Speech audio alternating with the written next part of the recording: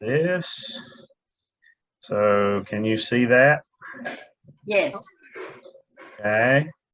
So we know we're in lesson 7, which means we have 2 more after this one. And this is the first of 2 lessons on Mary. And I want to just take just a few minutes to look at the art image in the book for this month and just give you a few seconds to look at that and see if you have any comments about what that looks like and what it reminds you of.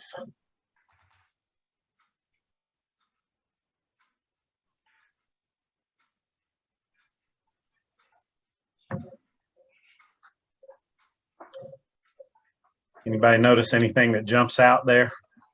Almost looks like they're all wrapped in swaddling clothes. Looks like they're all in the manger, doesn't it? Mhm. The butterflies. Oh, yeah. It's the only way they're getting sleep is they put the baby in the bed with them. That's true. And then the broken nut Yeah. on the table. Is that a Yeah. filbert Is that wings again, like the butterfly wings, or or is it hands? It I don't looks know. like wings? looks like there's a butterfly in the nutshell. It's like an almond nut. Yeah, it looks like an almond shell or some kind of shell. And then there's a pair of slippers underneath the bed. As you In case they have to get up. In Right. case they have to get up during the night. Exactly. Absolutely, yeah. Okay, well, that's the image for this month. There's another image for Mary next month that we'll look at that also has a lot of story in it, I think. So I'm going to stop the screen share for just a few minutes and I'll come back to it again. But I want to tell you all a story about a text that I sent to Mary Snowden back in the late summer of 2019, which was not too long before she died. But she and I would text back and forth every day or two and communicate with each other. And this must have been maybe August or September, I think, because I was working on a lesson for the Agape Circle, and it was also a lesson about Mary. I think it was another Mary, but in the lesson, it said that the English name Mary came from the Hebrew name Miriam. So those are the same name. And I texted Mary and I said, I just learned that the English name Mary comes from the Hebrew name Miriam, and the name Miriam means rebellion. So I said to Mary, I said, remember Moses' sister had that name, and she was the one whose bravery kicked off the rebellion of the Exodus. And then I said, Mary, you always knew you were destined for bravery, didn't you? And she sent back a message just laughing. She really liked it. So that was one of the things I thought about when I was looking at Mary this month, is to remember that her name means rebellion or strong one. So this is Jesus's mother, of course, who's mentioned in Matthew's genealogy, Mary. And she is indeed another fiery bundle of rebellion. Though if you only read Matthew's gospel, which is our text for this month, you might miss that altogether. So the good thing is that we're going to come back to some text from Luke and John next month with Mary. But there are, she is an incredibly strong woman. And one of the things came to me, was brought to me in part of a joke this week that I had with an online friend of mine. And I want to share that with you. So we will go back to screen share and get that back up. Let's see. All right. Do you see the screen share again of the image? Yes. Yes. Okay. Thank you. All right. So here's a little meme that I saw. You see, it says Jonah's wife hearing him explain why he hasn't been home in 3 days because he was swallowed by a fish. You see the look on her face? She's like, what? Well, That would be a tough one. I posted that in a humor private page that I'm a part of. And one of the guys who responded to that said, well, that's not quite as bad as Mary explaining to Joseph that she's pregnant. And I thought, oh, yeah, you got that right. So you think about strength for Mary to tell Joseph that she's pregnant. That's pretty powerful. So our scripture for this month, as I said, is only from 2 chapters in Matthew. And interestingly enough, in Matthew, there is not one single word that is attributed to Mary. She does not speak at all. But the early years in this lesson are from 3 different places. Bethlehem, where it starts off, and then there is an emergency trip to Egypt, and eventually a return to Nazareth. So those are the stories I want to tell a little bit about today. In the Matthew text, silent Mary is not visited by the angel. Luke says the angel Gabriel visited her, but in Matthew, an anonymous angel instead visits Joseph. And the story of the angel's visit, as Matthew tells it, is the way that Joseph is changed from a nice guy who refuses to have Mary stoned, which is perfectly within the law when he finds out that she is pregnant before they get married. He goes from being a nice guy after the angel visits him to being a righteous man, because not only does he not dismiss her quietly, which Matthew tells us he had planned to do, he actually decides that he is going to marry her and support her and brings her into his life. And as the study points out, Matthew even indicates that Joseph chose not to have any relations with her until after the child is born, so that there is no doubt in his or anybody else's mind that in fact this is a divine pregnancy, if you will. And the angel uses a text from the Hebrew scriptures saying, look, a young woman. Our English translation of virgin is actually an expectation of culture and not the actual word that's used. A young woman shall conceive, give birth to a child, and the name Emmanuel is listed there. Well, as the text points out, this is not the first time that that story is told about a young woman giving birth to a child that's called, that will be named Emmanuel, because a frightened King Ahaz is given the same message of a young woman giving birth and naming her child Emmanuel in the 7th chapter of Isaiah. And Isaiah tells Ahaz that to assure him that God will not abandon God's people, no matter how strong their enemies seem. And that fortified Ahaz to continue to try and do what God wanted him to do. So then our story moves on into the story of the Magi, one of the favorite stories of the Advent and Christmas season. The stargazers from other nations, other undefined nations somewhere out there, who come and mistakenly, because they're following the rules of culture, they ask Herod if he knows where his newborn successor is. And if there was ever an emoji of fear and OMG, Herod must have had it then when they said that, because that struck not the fear of God, but the fear of loss of power and control in him. And he really freaked out, and he had to consult with the chief priests and the scribes to find out what the Hebrew scripture said about where this new king would be born. And it turns out that the new king is going to be born in a place called House of Bread, which is what the name Bethlehem literally means. So Matthew tells us about the Magi who continue on their visit following the star, and they bring their famous trio of gifts: gold, frankincense, and myrrh. And then we'll go back to the screen share.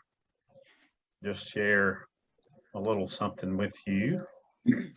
And that is, they have a dream, and instead of returning to Herod, becoming snitches for the empire, which is what Herod had asked them to do, they know enough to listen to the dream that encourages them to go home by another way, which is one of the ways that the old scripture describes the dream they had before they went back to Jerusalem. So I just want to share with you something called Home by Another Way that was written a few years ago that I thought might give us some perspective on the value of the Magi and what they learned.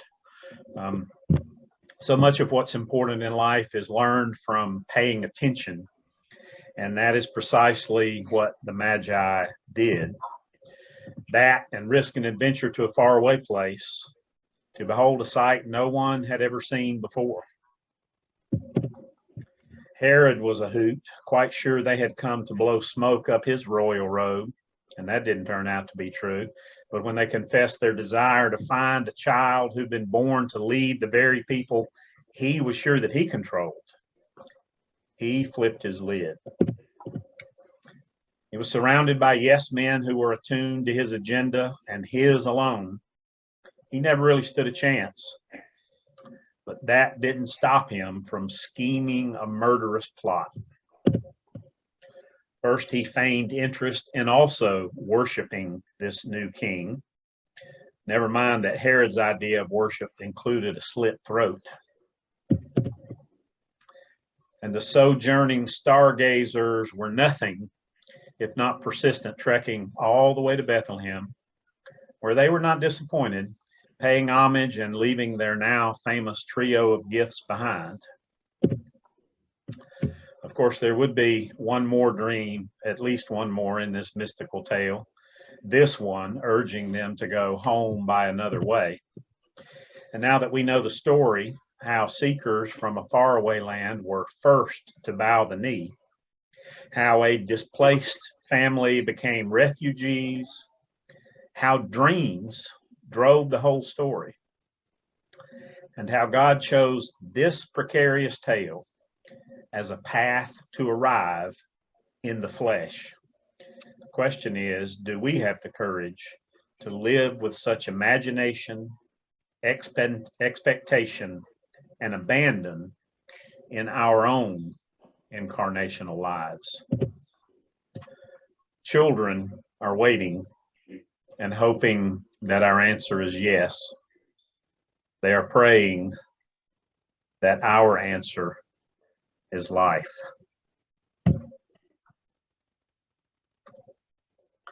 The story of the Magi, and especially their choice to not go back and tell Herod, and then what Herod does after that, is a pretty horrible story. And it comes up in the lectionary every year in the week or two following Christmas. And it wasn't until I had been a pastor for a number of years that I realized I really enjoyed going on vacation right after Christmas, because that meant I didn't have to preach that text. And I still don't like preaching it. It makes me sick to think about it. But Matthew's story goes on because there's another dream. And this time it's Joseph who has a second divine dream. And this dream tells him that he needs to escape to Egypt because Herod has gone full paranoid psychotic, demanding that all the infants in Bethlehem who are 2 years old or younger be put to death because they are a threat to his kingdom. It is, in essence, Pharaoh's Egyptian narcissistic psychosis on rewind. This is just like the killing of the Hebrew babies in Egypt in the Exodus story. And I want to tell you a little bit about something that I read from a colleague of mine, not really a friend, but someone I've met from Facebook through another friend who's a pastor. Not really sure where she is, but she posted something a few weeks ago about their Presbyterian women's study on this particular chapter. And hold on a minute. The church is calling me to tell me about men's breakfast. I'll get that message later. Sarah Wolfe is her name. And she said that before the study on Mary earlier this month for them, the person that was leading the study asked them to think about images that were coming out of Ukraine, especially images of women who were doing all they can to survive and to help the children of Ukraine survive. And we'll go back to screen share again. I hope y'all don't get dizzy with all this. Try not to go real fast on the screen share. But this is the image that came to her mind, which is especially when she said, when it was put beside the story of Mary and how after she and Joseph and the infant Jesus became refugees at the hands of the empire of a tyrant, they were forced to flee to a different country. I don't know if you've seen this image online, but it is a picture of strollers that have been left behind at the Poland-Ukraine border by Polish mothers at, I don't know if it's trains or bus stations or both, but they just took their strollers down there and left them so that Ukrainian mothers, when they arrived in Poland in their fleeing from their own country, that they would have something that they could use to transport their children.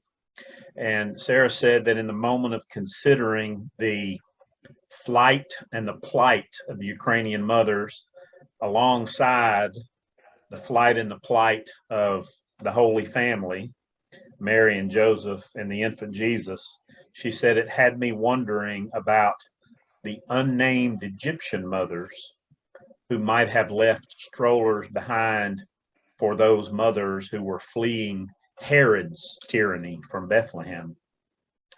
And she said, perhaps it is because of these unnamed Egyptian mothers that we can actually tell the story of Christ the child, Christ the 12-year-old in the temple, of Christ of the water into wine miracles, and of Christ the come unto me, all you who labor, and the Christ who makes a cord of whips to drive out those who would take advantage of those who lack daily sustenance. So I thought that was an interesting connection to fleeing to Egypt and the Ukrainian mothers with children who are fleeing their own country.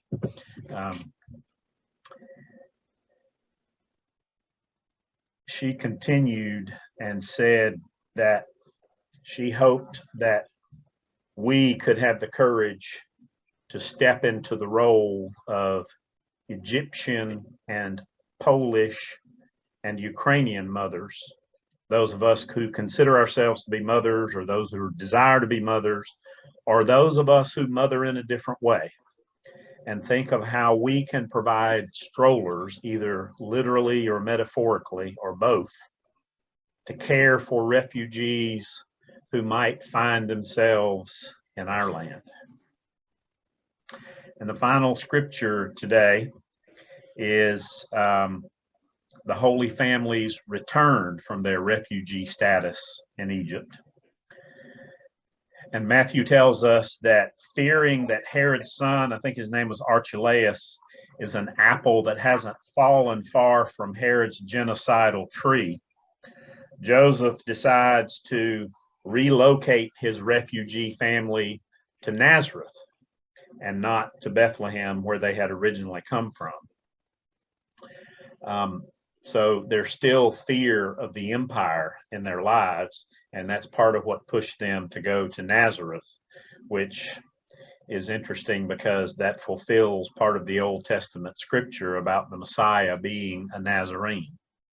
So I'm going to leave you with one interesting image that I found some years ago and went back and found it again yesterday, because I think it's an interesting piece of 15th century art that I thought you might appreciate. It is Mary who is diligently studying scripture while Joseph sits at her feet tending to the infant Jesus. Now that's in the 15th century art depicting this. Not something I thought anybody would have thought of back then. But Mary is definitely a strong woman. I can't even imagine how she could have said yes to what she was asked to do, because it was a legally binding death sentence that she would have received had Joseph not listened to the angel who insisted that he not only not dismiss her quietly, but that he take her into his life and become a husband for her and a father for the infant Jesus. So that's the story from the first part of Mary. Like I said, it's kind of a short story because we don't even let Mary talk in this story in Matthew's gospel. And yet Matthew lists her specifically, and we've talked about that, how in Matthew's genealogy, even though it is a very patriarchal genealogy, he lists all of these very, very interesting and very strong and determined women. And Mary is the last one of the women that we're going to study. So we'll study her again next month. And then the final lesson will be a wrap up of the whole thing. So there you go.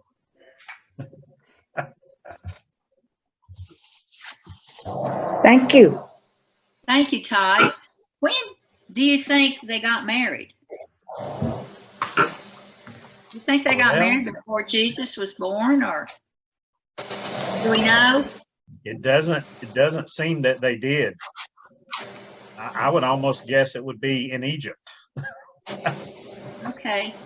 I've always felt like they weren't married when Jesus was born, but I've always thought, well, why didn't they go ahead and get married? So that, like here in the United States, when you have a baby that's born 7 months after you get married. So, anyway, thank you, Todd.